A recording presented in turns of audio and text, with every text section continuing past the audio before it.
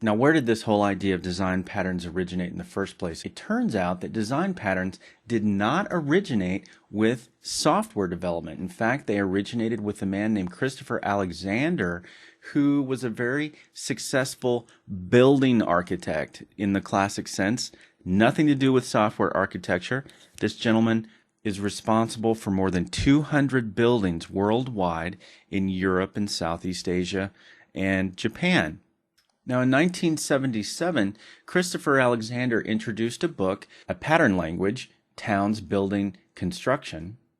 And in this book, Mr. Alexander proposed that there are different patterns in architectural design that one can recognize and one can make reuse of where appropriate.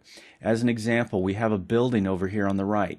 We can recognize right away that certainly the overall architecture of this building is classical Roman in origin. Now, why can we see that? Because our eyes are picking up on certain patterns within the picture on the building here. And for example, we can look at this low roof that's apexed right in the middle. There's a pattern for that roof. And it turns out there are various roof patterns in architecture, and that's a classification for specific pattern types.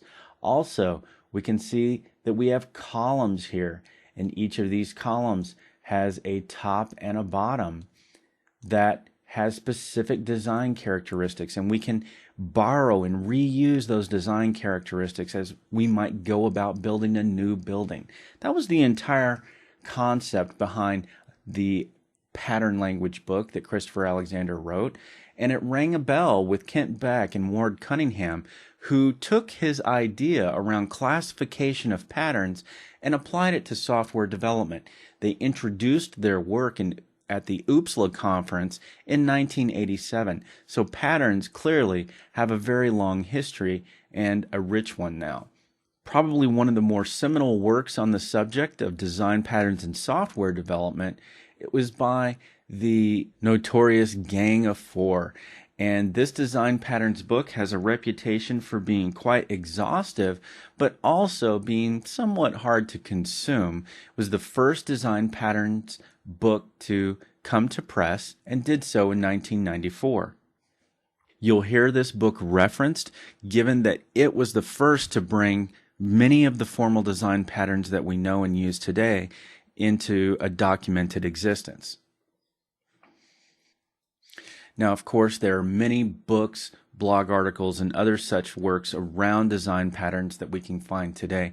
And while this design patterns book was the first and is considered a seminal work, there are a lot of other resources that help us understand design patterns in a bit plainer language, and hopefully the Pluralsight Library will do just that for you.